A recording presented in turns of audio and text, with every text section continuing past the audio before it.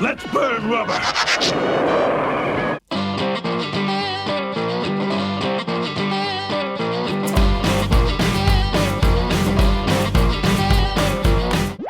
Good day, Transformers fans. Look, it's Cliffjumper.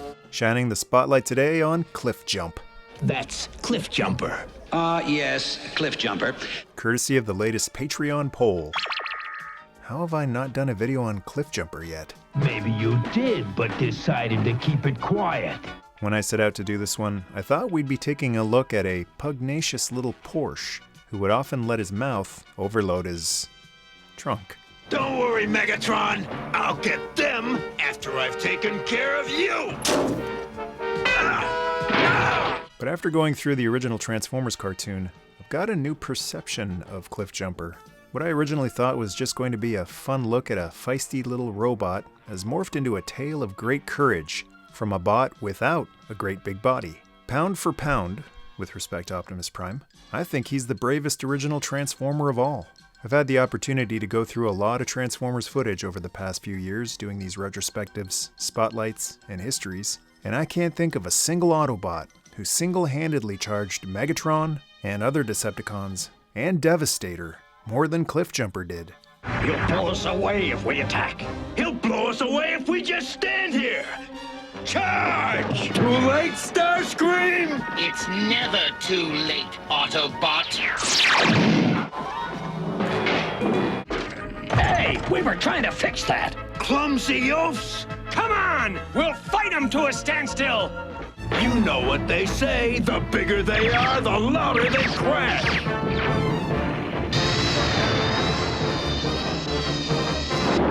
And for being so overmatched, his success rate was surprisingly high.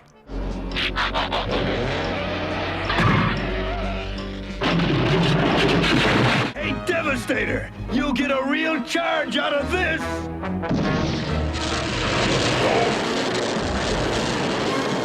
Some would say more guts than brains, and that's one perspective. But here's another perspective, a warrior's perspective. More courage than cowardice, more spirit than self-preservation. And a warrior's perspective is what he had.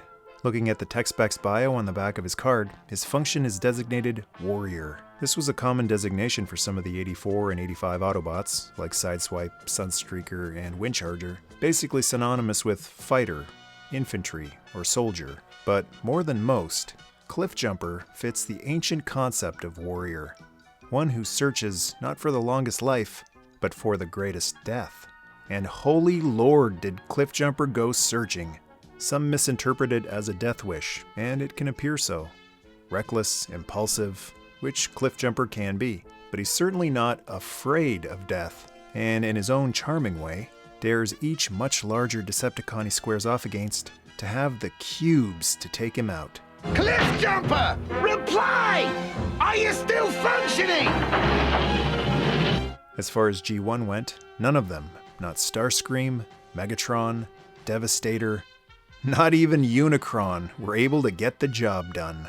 He's a survivor through absolutely no fault of his own. He certainly gave his enemies ample opportunities to extinguish his spark, but this mini warrior was just too much bot to bump off. It seems unlikely that such a little guy could be an effective warrior, but the entire concept of warrior isn't about the size of the dog in the fight. It's about the size of the fight in the dog. And the dog in Cliffjumper is a Great Dane. And he didn't just test the Decepticons' mettle. No other Autobot tested Optimus Prime's patience like Cliffjumper, who was rarely receptive of Prime's urging of logic and discernment. That takes too long, Optimus. I gotta move! Much of the patience that we associate with Prime having is actually thanks to him trying to corral Cliffjumper. That'll do, Cliffjumper. Keep your mind on the Decepticons, Cliffjumper. I've warned you about making unfounded allegations, Cliffjumper. More lies, traitor! No, I want to hear them out. I once heard Lowlight from G.I. Joe described as basically being a cobra that worked for the good guys. I think the same could be said about Cliffjumper. If you can't join them, beat them! Always ready to fight. Sometimes not having much compassion for his enemies. Or any. I don't get it. Why repair a Decepticon? And when peace fails, immediately prepared for the other option of war. No more Mr. Nice Guy! He was released in 1984 as one of the 18 Autobots and one of 6 Minibots, super deformed looking versions of real cars. Come to Papa! Like most of the early Transformers, he was named by then Marvel comic writer Bob Budiansky, who also gave him his personality, with a quote and tech specs bio on the back of the card. The quote reads, "Strike first, strike fast, strike hard." And the bio reads, "Let me at 'em." His Cliffjumper's motto, his eagerness and daring have no equal. He's driven by a desire to win the battle against the Decepticons, finds Earth terrain a hindrance, one of the fastest Autobots, often uses his speed to draw fire away from others, shoots glass gas, which makes metal as brittle as glass. His recklessness often leads to actual blowouts and situations too dangerous for him to handle. Funny enough, this is my Cliffjumper from childhood, and it's one of the few Transformers I have that has deteriorating rubber.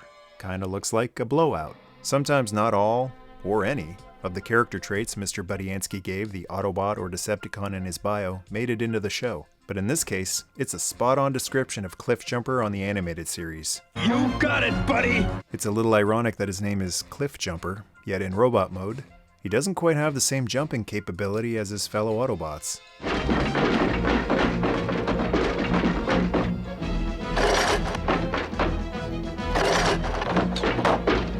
A more appropriate name might have been Trigger Happy, if it hadn't gone to the Decepticon Target Master. I've got Megatron dead center in my viewfinder. Look at Megatron. I'm gonna blast that smile off his faceplate. That's it! I'm gonna cool her collators once and for all! No! Look out! Decepticon! Cease fire! The initial year of Autobots was all about pairs, so to go along with a pair of Datsuns, Lamborghinis, and vans, Jazz's Porsche 935 Turbo was accompanied by Cliffjumper's 924, albeit a squished version. Basically fun code. How'd I get here? Offhand, I'd say Japan. He was part of Takara's microchange line before Transformers. Even though red was the color of the eyes of all Decepticons on the show, it was a popular color for the heroes in their first year. Prime, Ironhide, Sideswipe, Windcharger, and Cliffjumper. His alt mode features rubber tires, a mostly plastic body, Let's get down there and bend some metal. and yes, some diecast on his back. Transformation is a breeze with only 4 steps. Good luck! The legs pull out, the feet flip up, the arms pull out, and the head flips up. Now he's ready to bash some Decepticreeps. I want to boot some Decepticon right in his turbocharger. Easy, Cliffjumper. Despite the poor shell, design-wise he's very similar to Bumblebee. Posability, like most early Transformers, is next to nil. His arms can do a full 360, and head can look down if you want to count that. On the show he was voiced by Casey Kasem, known best for hosting American Top 40.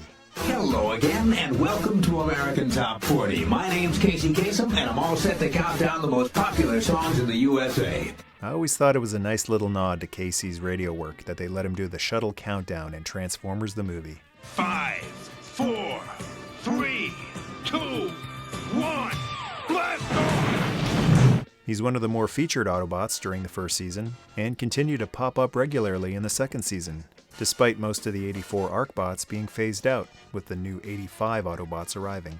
His first appearance on the show is when Optimus gives him and Hound the mission of reconnaissance. Live and learn, Prime. Bumblebee or Mirage would have been a much better choice, since Cliffjumper can't sit idly by and tries to snipe Megatron from a distance. Like I said, low light from G.I. Joe. His recklessness causes Hound to get injured, but what sets Cliffjumper apart from most hotheads is his remorse. He apologizes for losing his cool and feels guilty over almost getting Hound killed. I shouldn't have fired on Megatron. You shouldn't have missed, you mean?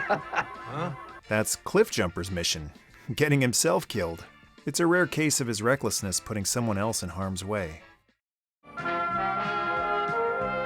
The Transformers will return after these messages.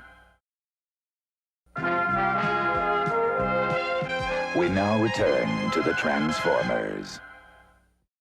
In addition to transforming, Many of the early Autobots had a special power unique only to them, like a unique weapon. A shot of glass gas should freeze him up.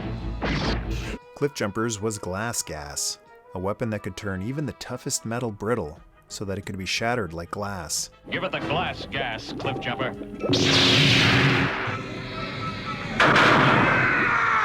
He could either shoot glass gas bursts from his hand weapon,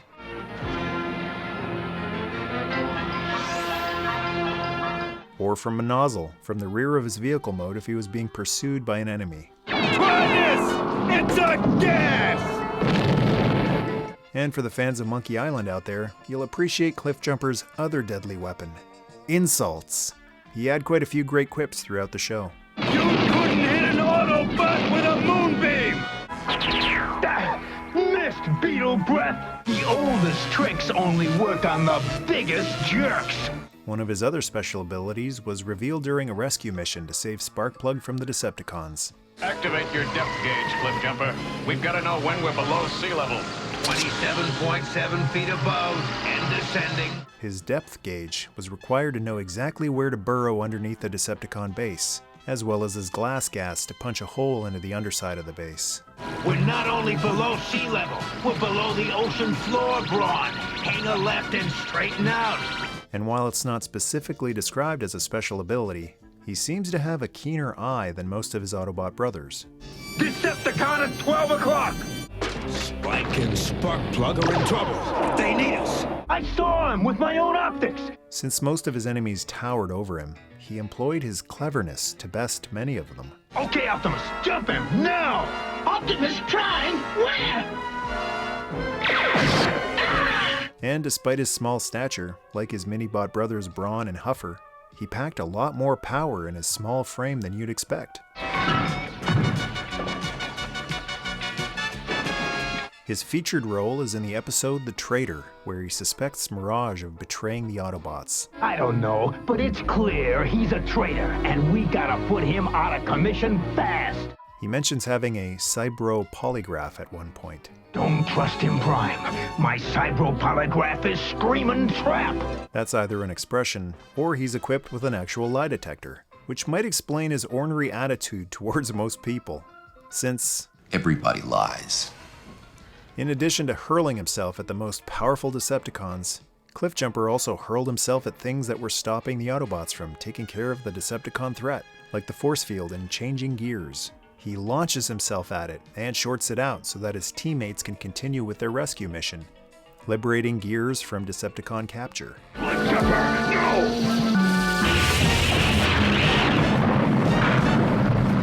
My protective force field is shattered!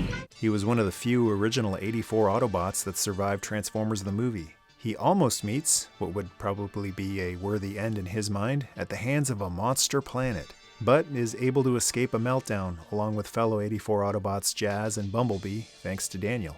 You've heard of the last chopper out of Saigon? Well, Springer might be the last chopper out of Unicron, but Cliffjumper was the last car.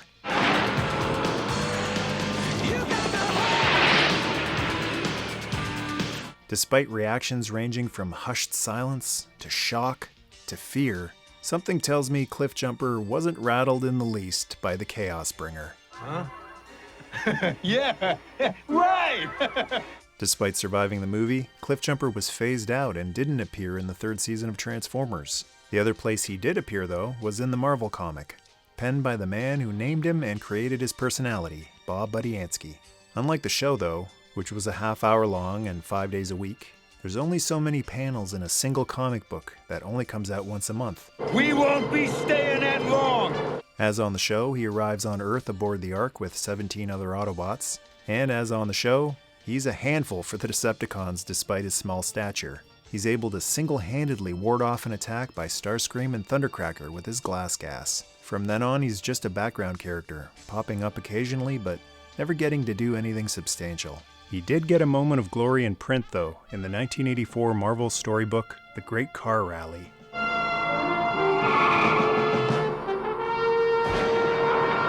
Featuring several beautiful paintings of Cliffjumper by the legendary artist, Earl Norem. He's not just a supporting character in this one. He takes part in a car race and, Uh-oh. Sounds like I'm not alone.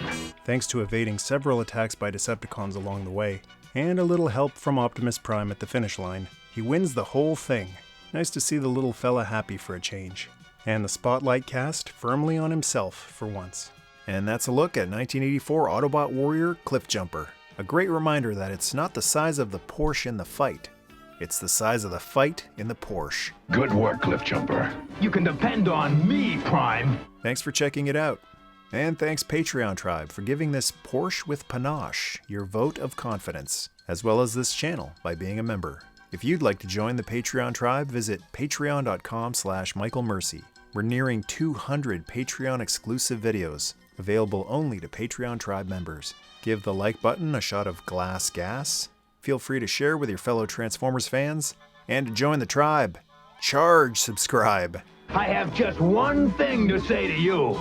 Roll out! Cliffjumper, Allegiance, Autobot, Function, Warrior. First appearance, Transformers number 1. Strike first, strike fast, strike hard. Profile.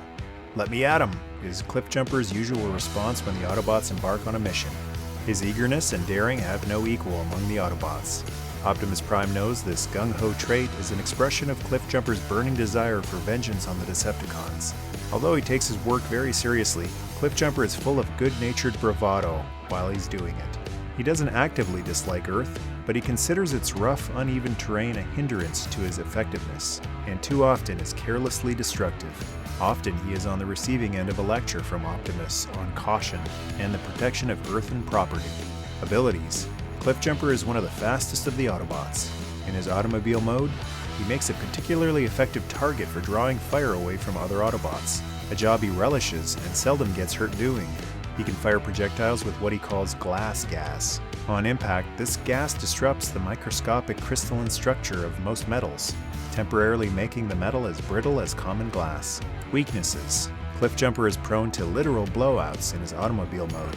He accelerates so quickly and recklessly that he is sometimes disabled before he goes 50 yards. His overeagerness can often lead him into dangerous situations that he's not prepared to handle. And sometimes, if the wind is blowing toward him, he can fall victim to his own glass gas.